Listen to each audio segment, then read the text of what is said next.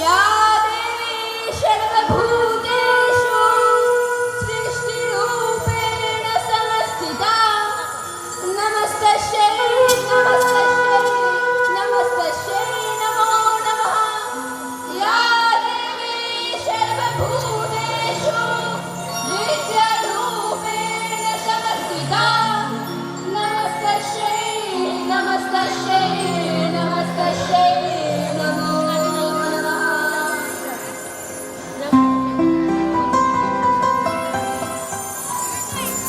মাতৃরূপে আমরা নারী শক্তির আরাধনা করি।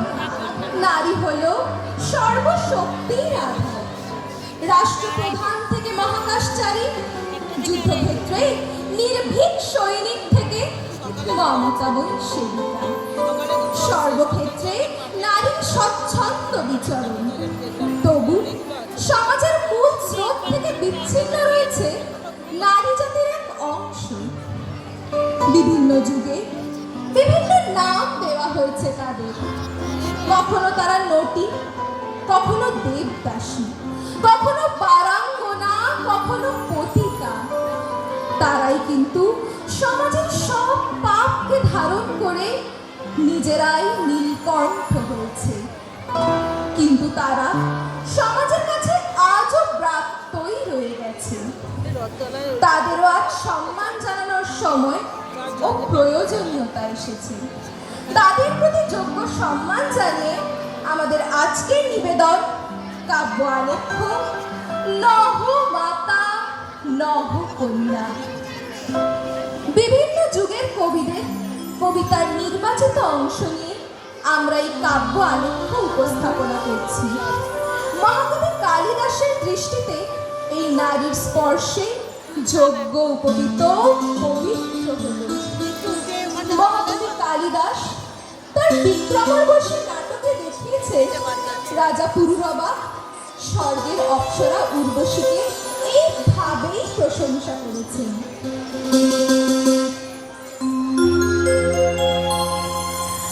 আনরণীয়াং মহতমহিয়াং মধ্যম হৃদয়স্য यदङ्गनायां तदङ्गो हारिद्रो निमज्जनेन यगपवितं परमं पवित्रम्। প্রকৃতির অদ্ভুত খেয়ালে ও মঙ্গলময়ের লীলায় হীন ঘৃণ্য পাকে দেব পুজোয় নিবেদিত পদ্মের জন্ম। এই দেখেই বিশ্বাস হয় এ জগতে কেউ ঘৃণ্য নয়, কেউ অবিশ্বাসের যোগ্য নয়। যেখানে দেখিবে ছাই উড়াইয়া দেখো তাই, পাইলেও পাইতে পারো অমূল্য রতন। 1899 সালে রবীন্দ্রনাথ লেখেন অভিশাপ কবিতা। উপগুপ্ত একজন বৌদ্ধ সন্ন্যাসী, যিনি 300 খ্রিস্টপূর্বাব্দে সম্রাট অশোকের সমসাময়িক ছিলেন ও সম্রাটের শ্রদ্ধার পাত্রও ছিলেন। প্রেম ও আধ্যাত্মিকতা মিলিত হয়ে সমবেদনা ও মানবতার গভীরতা এখানে একাত্ম হয়েছে।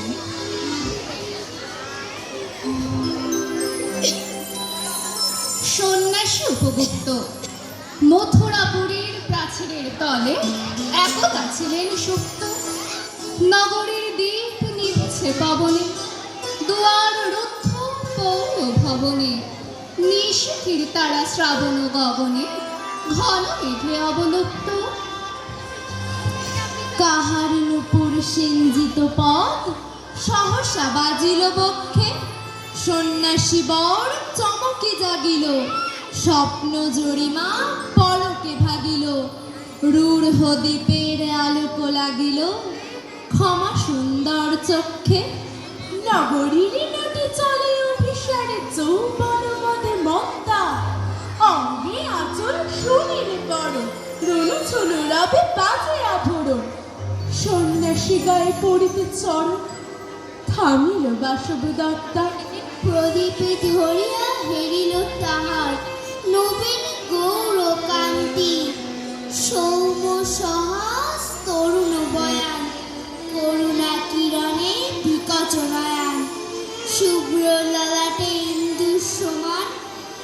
আশিসে স্নিগ্ধ শান্তি, কহিল রমণী ললিত কণ্ঠে, নয়নে জড়িত লজ্জা। ক্ষমা করো মোরে কুমার কিশোর, দয়া করো যদি গৃহে চলো মোর। এ ধরণী তল কঠিন কঠোর, এ নহে তোমার সজ্জা। সন্ন্যাসী কাহে করুণ বচনে, ওই লাবণ্য কুঞ্জে। এখনো আমার সময় হয়নি, যেথায় চলেছ যাও তুমি ধনী। সময় যেদিন আসবে আপন যাইব তোমার কুঞ্জে। সহসা ঝঞ্ঝা তরিত শিখার বেরিল বিপুল রাজ্য।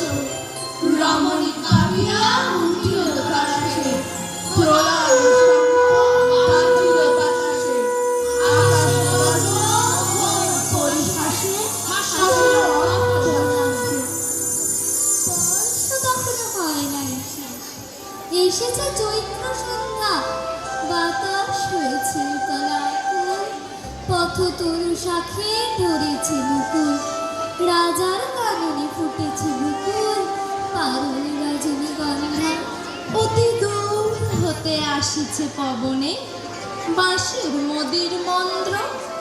জনহীন পুরী পুরবাসী সবে, গেছে মধুবনে ফুল উৎসবে।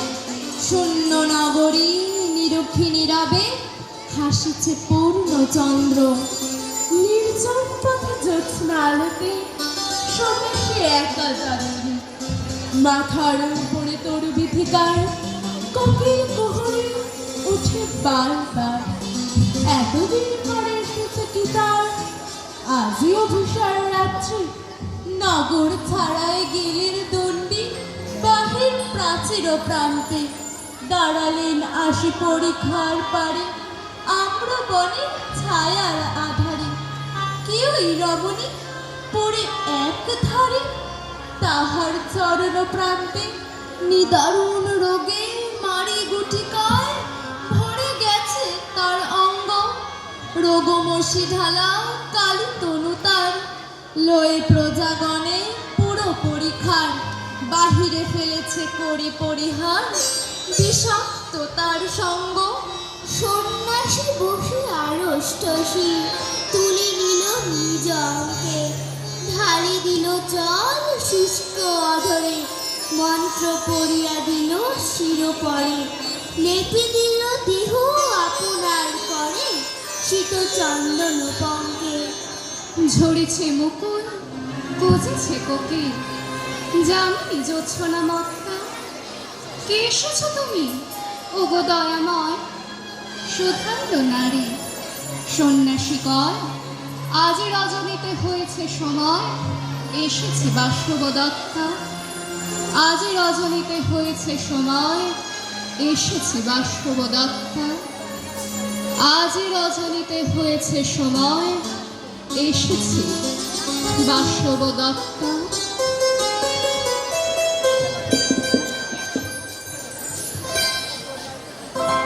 বিশ্বকবি বলেছে, মেয়েদের সমাজ থেকে নির্বাসিত করে দিয়ে আমরা কতটা সুখ ও উন্নতি থেকে বঞ্চিত হই তা বিলেতের সমাজে এলে বেশ বোঝা যায়। লেবার স্বরাজ পার্টির মুখপত্র লাঙল পত্রিকায় পতিতাদের মর্যাদা ও অধিকার নিয়ে লেখা নজরুলের বারাঙ্গনা কবিতাটি স্থান পায়। পরে সাম্যবাদী পুস্তিকায় বারাঙ্গনা কবিতার স্থান করে দিয়ে নজরুল সারা পৃথিবীর পতিতাদের সমানাধিকার জানান। এই কবিতা প্রকাশের পর কলকাতায় পতিতারা মিছিল করে 37 হ্যারিসন রোডের বাড়িতে এসে নজরুলকে ফুলের মালা পরিয়ে শ্রদ্ধা জানিয়ে যান। কে তোমায় বলে বারাঙ্গনা মা? কে দেয় থুতু গায়ে? হয়তো তোমারে স্তন নদী আছে, সীতা সমসতী মায়ে। নাই হলে সতী, তবু তো তোমরা মাতা ভগিনীরই জাতি। তোমাদের ছেলে আমাদেরই মতো, তারা আমাদের জ্ঞাতি। আমাদেরই মতো খ্যাতি যশ মান তারাও লোভিতে পারে। তাহাদের সাধনা হানা দিতে পারি সদর স্বর্গদ্বারে। স্বর্গবেশ্যা ঘৃতাচি পুত্র হলো মহাবীর দ্রোণ। কুমারীর ছেলে বিশ্বপূজ্য কৃষ্ণ দ্বৈপায়ন। কানেন পুত্র কর্ণ হইল দানবীর মহারথী। স্বর্গ হইতে পতিতা গঙ্গা শিবের পেলেন পতি। শান্তনু রাজা নিবেদিল প্রেম পুন সেই গঙ্গায়। তাদেরই পুত্র অমর ভীষ্ম কৃষ্ণ প্রণমে যায়। মুনি হল শুনি সত্যকাম, সে যারো যোজাবালা শিশু। বিস্ময়কর জন্ম যাহার, মহাপ্রেমিক সে যিশু। কেহ নহে হেথা পাপ পঙ্কিল, কেহ সে ঘৃণ্য নহে। ফুটিছে অযুত বিমল কমল, কামনা কালিও দহে। শোনো মানুষের বাণী, জনমের পর মানব জাতি থাকে না তো কোনো গ্লানি। পাপ করিয়াছ বলিয়া কি নাই, পুণ্যেরও অধিকার। শত পাপ করি হয়নি ক্ষুণ্ণ, দেবত্ব দেবতা। অহল্যা যদি মুক্তি লাভে মা মেরি হতে পারে দেবী। তোমরাও কেন হবে না পূজ্যা বিমল সত্য সেবী। তব সন্তানে জারজ বলিয়া কোন গোড়া পারে গালি। তাহাদের আমি এই দুটো কথা জিজ্ঞাসা করি খালি। দেবতাগণ জিজ্ঞাসী, 150 কোটি সন্তান এই বিশ্বের অধিবাসী। কয়জন পিতা মাতা ইহাদের হয়ে নিষ্কাম ব্রতী। পুত্র কন্যা কামনা করিল কয়জন সৎসতী। কজন করিল তপস্যা ভাই সন্তান লাভ করি। কার পাপে কোটি দুধের বাচ্চা আতুরে জন্মে মরে। সেরে পশুর ক্ষুধা নিয়ে হেথা মিলে নর নারী যত। সেই কামনার সন্তান মোরা তবুও গর্ব কত। শুনো ধর্মের চাই, জারজ কামজ সন্তানে দেখি কোনো সে প্রভেদ নাই। অসতী মাতার পুত্র সে যদি জারজ পুত্র হয়, অসৎ পিতার সন্তান তবে জারজ সুনিশ্চয়।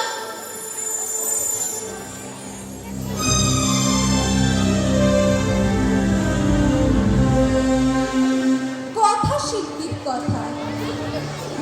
সংসারে যারা শুধু দিলে পেলে না কিছু, যারা বঞ্চিত, যারা দুর্বল উৎপীড়িত, মানুষ হয়েও মানুষের যাদের চোখের জলের কোনো হিসেব নিলে না। নিরুপায় দুঃখময় জীবনে যারা কোনোদিন ভেবেই পেলে না সমস্ত থেকেও কেন তাদের কিছুতেই অধিকার নেই। এদের কাছেও কি ঋণ আমার কম? এদের বেদনাই দিলে আমার মুখ খুলে, এরাই পাঠালে আমাকে মানুষের কাছে মানুষের লালিশ জানাতে।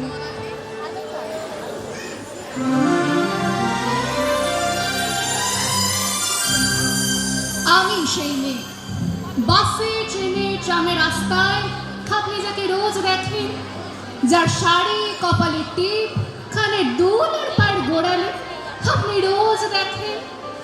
আর আরো অনেক কিছু দেখতে পাওয়ার স্বপ্ন দেখেন। স্বপ্নে যাকে ইচ্ছে মতন দেখেন। আমি সেই মেয়ে, বিহারের প্রত্যন্ত গ্রামে দিনের আলোয় যার ছায়া বানানো আপনার ধর্মে নিষিদ্ধ, আর রাতের গভীরে যাকে বস্তি থেকে তুলে আনতে পাই বরকত কাজ পাঠান আপনি। আর সুসজ্জিত বিছানায় যার জন্য অপেক্ষায় অধীর হয় আপনার রাজকীয় লাম্পট্য।